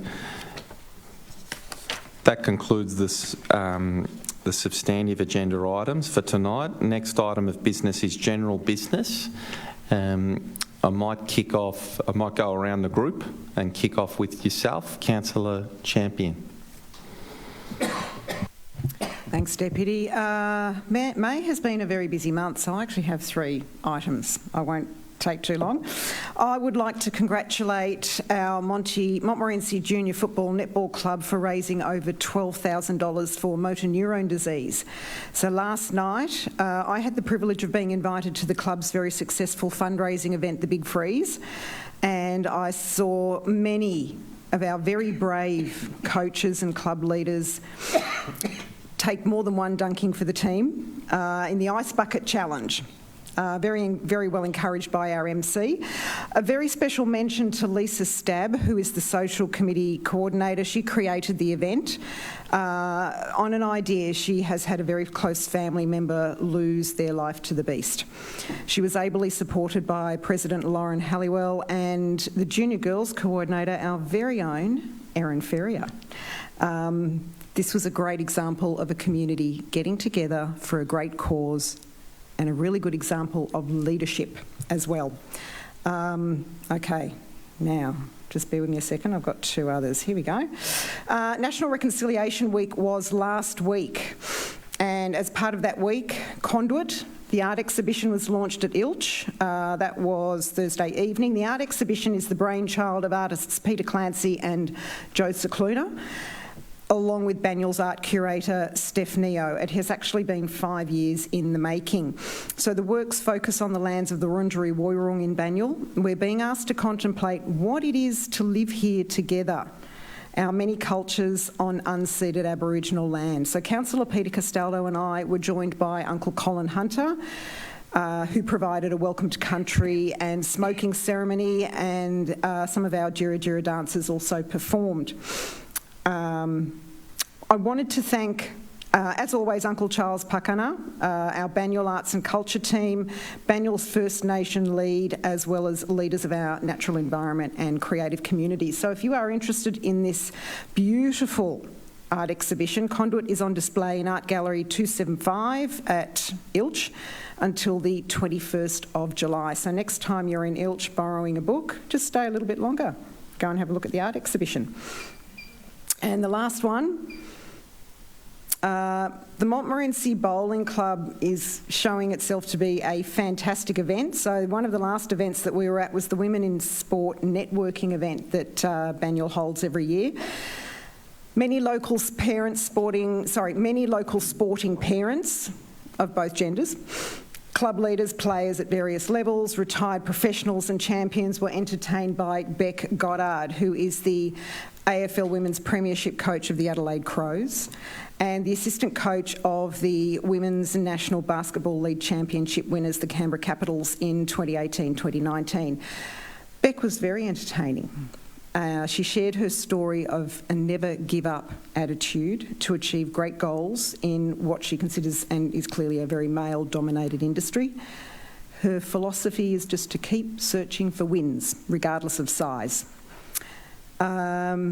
Wanted to thank our special guests and participants, as well as our sport and leisure officers and our volunteers who make this event possible. So apart from Beck, another notable attendee was Alison Tranquilli, who is a dual Olympic medalist of the Australian basketball in 96 and 2004. So it was a pleasure to see her. And I was joined by the Mayor, Councillor Tom Milliken, and we're very looking forward to next year's event. And it doesn't matter what gender you are, you're always welcome. Thank you. Councillor Castaldo. I've got three as well, so I'll keep it quick. First up was Barbunan Beak Community Lunch, the National Reconciliation Week event, where there must have been hundreds and hundreds of families from our First Nations community and allies and friends. We're all welcome to Barbunan Beak, the Aboriginal gathering place, which is continuing to become a very important part and a safe place for our First Nations community, and a wonderful place to acquire new knowledge in this area. Secondly, the Warringal Park new surface went down. It was open up this weekend. Very exciting. It's the most beautiful green, luscious grass right now. So if you want to get down before it gets trampled on by many heavy folk on the football field, get on down there and have a run. It's wonderful. If you're a dog lover, you'll find it as a lovely surface. And also, the most exciting event of the calendar, I would say, is Women in Business we had last week in the Town Hall.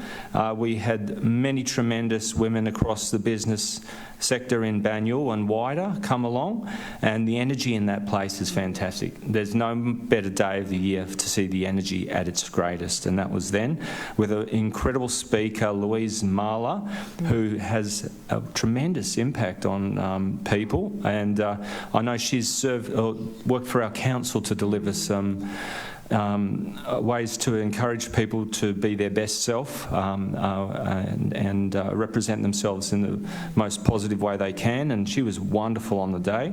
And that was also attended by the Mayor Tom Milliken, Councillor Alida McKern, Councillor Liz Neely and Councillor Mark De Pasquale, and I think that's the group that attended that event. That's me. Thank you, Councillor. There's three items that I have, and I'll be quick. Yesterday, on the 2nd of June, the Watsoniara Sal had a ceremony for the Middle East veterans. It was an inaugural ceremony. We understand the first of its kind in Victoria and possibly Australia, led by the Vice President, Tony Fraser, who's a Gulf War veteran. Really inspiring and moving, and terrific work from the Watsoniara Sal. A week and a half ago, I had the privilege of attending the Bundoora Secondary College with Councillor McKern and Councillor Neely regarding the Food Connect. And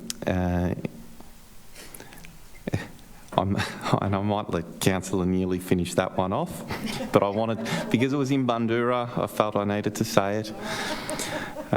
Get my name on there, Bundoora, Rick. And then the third one, and this is on behalf of the Mayor, we had our volunteers dinner the other week, and a very special night and special occasion, paying tribute to the work, the terrific work of our volunteers. And I know that the Mayor really enjoyed that night, and he certainly wanted to just reflect those sentiments here. Councillor McKern. Thank you very much, Chair. It's lovely to listen to all these events that our councillors attend, and I must say our councillor group is excellent at supporting community and attending events, so hats off to you for attending those events. I was just going to ask our Chair, do you know how many rounds of golf, Deputy Mayor, are played at the Ivanhoe Public Golf Course each year? You want to take a guess? Over 6,000, which with the new facilities which were opened last week will be very well used given the amount of golf that is played on our local public golf course. We were very grateful to have the Honourable Anthony Carbines, member for Ivanhoe, assist with the opening. Also present was my colleague, Councillor Peter Castaldo, accompanied by his daughter, and Nick Ciccarelli from MD Leisure Management Services, and they're the lessees of the golf course. Council partnered with state government and LMS to fund this project, and it speaks to what we were talking about earlier in our advocacy priorities. Council can't always fund the number of projects we have on the board on our own, and we do require partnerships. So 570,000 came from LMS, the lessees, 130,000 came from state government's community infrastructure grant, and 70,000 came from Banyule City Council. And what was it all for? To refurbish the clubhouse. The clubhouse from the exterior doesn't look like anything's changed because there's a heritage overlay over the building. But walk inside the clubhouse and you'll see refurbished bathroom facilities, an accessible change room, automatic doors, increased doorway and hall widths, and a beautiful new cafe and function space. So I'm hoping that brings even more golfers to the golf course. It's been one of the complaints about the golf course is once we've finished our game, there's nowhere to sit and have a cuppa and connect with community. So this is a boost for Ivanhoe Golf Course, and we're grateful to all who've helped make it happen. Thank you. Thank you, Councillor. Councillor Neely. Thank you, Deputy Mayor. I'm doing this report at your request. On Friday the 13th of May, the Mayor, Councillor Melican, Deputy Mayor and Ward Councillor Garotti, Councillor McKern, passionate about urban food policy, the CEO, officers and I, we visited Bundoora Secondary College where we were provided a tour of the new Urban Agricultural Centre. This centre is situated on an old tennis court and will be turned into a thriving market garden and a fabulous urban farm. So it's wonderful to see this school, led by the Principal Anestia Nestis and Assistant Principal Brian Daniels, open up the school to the community for the wider community benefit.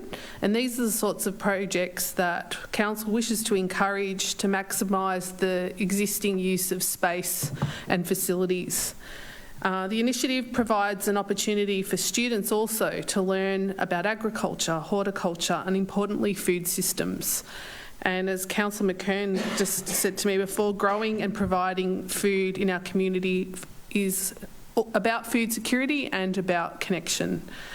This was made possible through a local Food Connect contribution from the state government of $200,000. And that's from the it's from the Living Local Fund. So we're all really excited as councillors to see this grow into something special for our community. And it was really impressive to see the progress that the school's made. Thank you, Councillor. Great report. Councillor Di Pasquale.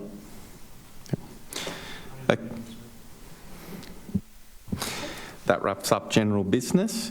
So public questions, we've received 8 public questions, and if any member of the public are in the gallery who have a public question, they're welcome to approach the lectern and ask their question when their name is read out. For those who have a public question but are not present, the question will not be read out, but it will be included in the minutes of this meeting, and the minutes will be available on the website later in the week. So the first question is from Lucas Moore of Heidelberg Heights. Lucas, are you in attendance this evening? No? Our second question is from Pippa Griffith from Ivanhoe East. Pippa, please approach the lectern when you are available to.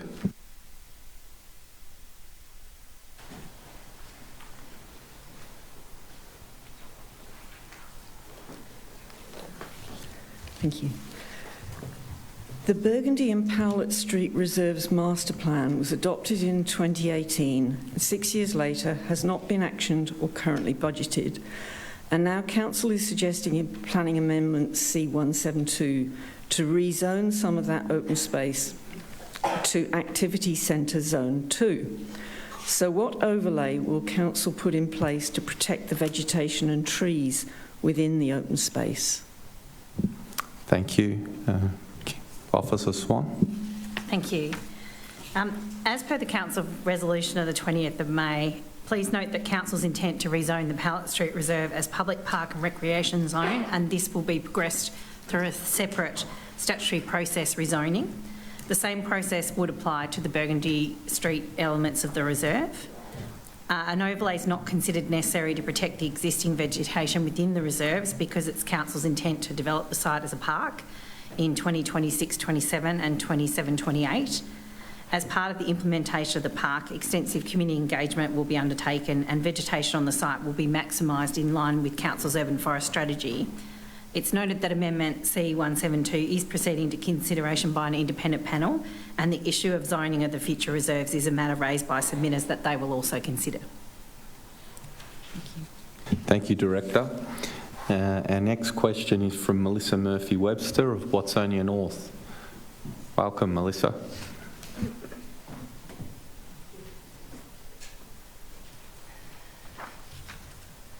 Good evening, everyone.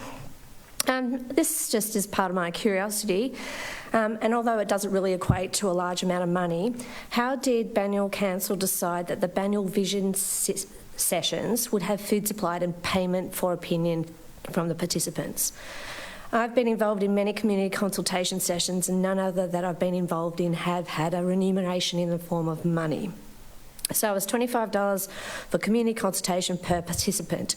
There's going to be 3 sessions that I'm aware of. The sessions seem to be focused on reviewing wording from the document Banyule Vision 2041. And just an aside, during the sessions, the participants didn't seem very convinced that the words on the current document were being followed in the first place, so a few people actually asked what the point was. But my question stems around the money component. Thank you. Thank you, Melissa. Officer Forte.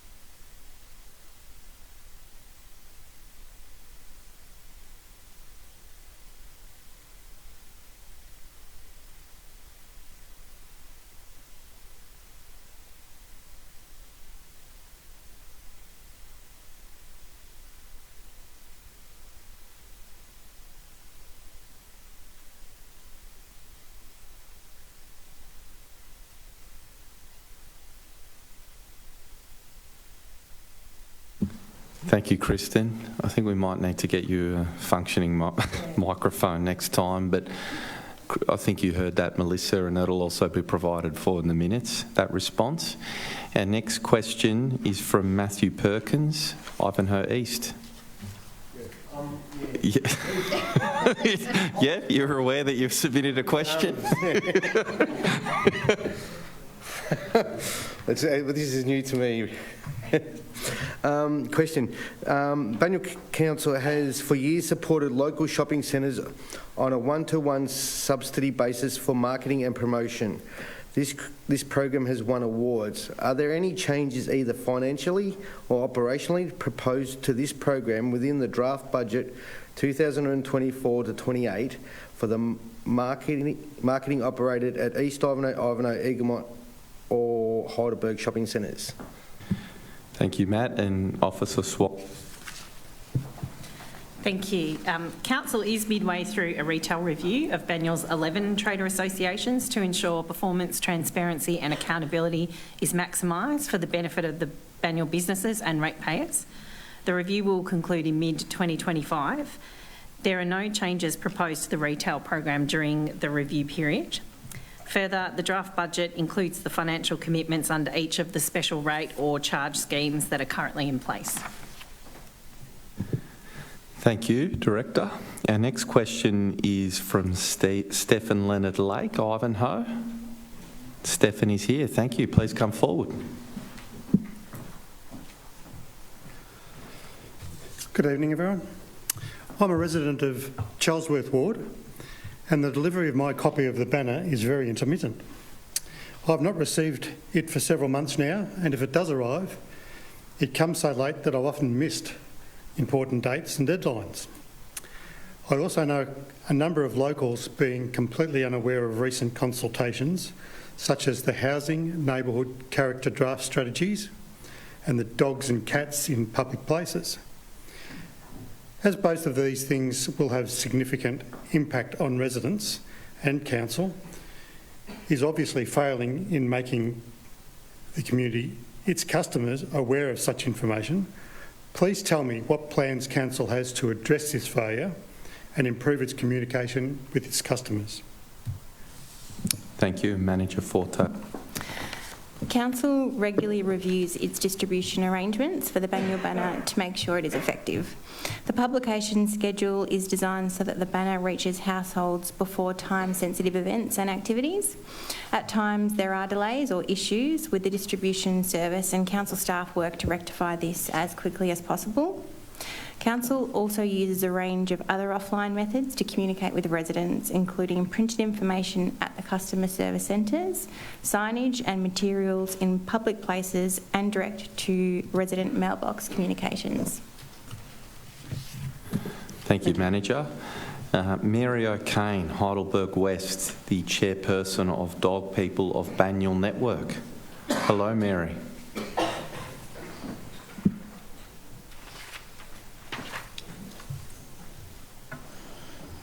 Good evening, and thank you for taking this question and also for engaging with us over the past weeks. It's been very constructive. Thank you. The current dogs and cats in public places public order review has mobilised dog people in every ward of the city of Banyule because of discussion points forwarded that could have had serious impacts not only on dog and owner wellbeing, but also disruption of much-loved organic communities. To improve future review processes and facilitate more or better policy development regarding dogs, we suggest a community advisory body keyed into local dog walking communities could better work with Banyule City Council. What would be an effective process for creating a community advisory panel to work with Banyule City Council on dog-related issues in the future? Thank you. Thank you. Director Swan. Thank you, Deputy Mayor. There are different options that Council can consider for interest groups and community members who would like to work with and advise Council on key matters that impact them. The nature, issue and the status of the project or issue at hand would determine the type of established process for this. As you may be aware, Council has a number of population and advisory committees who sit across a broad range of issues that impact the community. The matters relating to the current public order review are subject to current project timeframes and already established consultation process. Should the community and Council believe that there are ongoing issues that Council would benefit in having a localised reference or advisory group, then the Council could consider the creation of a new advisory committee. Not all matters require an advisory committee, and the membership of our advisory committees are diverse. Council and Council officers would welcome exploring options to work with the community on dog owners' issues in the future. Some options that could be explored include, but are not limited to, establishing of a project reference group or short-term advisory committee or group on key matters that are subject to Council decision that relate to dog issues. Council will embark on reviewing its domestic animal management plan in the next year or so, and a project reference group for such a review would be beneficial. Such a reference group would include representatives of domestic pet owners and other interested community members to ensure a range of voices are considered. Ultimately, the development of advisory panels or committees of Council would require the review by the new 2024-2028 Council group. Thank you, Director. Our seventh question is from Alicia Curry-Rosanna, but I don't see Alicia here. So we'll move on to the eighth and final question. Rowan Harrison, Eaglemont. Thank you, Rowan. That's all I got. Deputy Mayor, can Council advise whether the VPO3 enforcement powers cover the works that only require a building permit without the need for a planning permit? Director Swan. Thank you. The Vegetation Protection Overlay 3, or VPO3, requires that a planning permit be sought for the removal of vegetation. The Schedule 3 to the overlay provides some exemptions for when vegetation can be removed without a permit. There is no planning permit requirement for any buildings and works under a vegetation protection overlay, as this overlay only manages vegetation. The issue of a building permit for works does not override protection provided under the VPO3 for vegetation on site. The owner of the property still has an obligation to provide for the protection of trees identified in the VPO3, and officers have enforcement powers should any vegetation be impacted by building works. Thank you, Director. I'll now move to Sorry, Deputy Mayor, I submitted a question through the portal.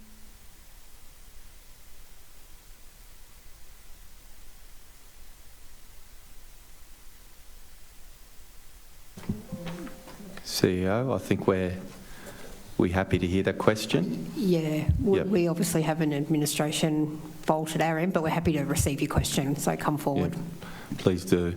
And just for the benefit of those at home and the minutes, just confirming your name and address, if that's okay, when you address.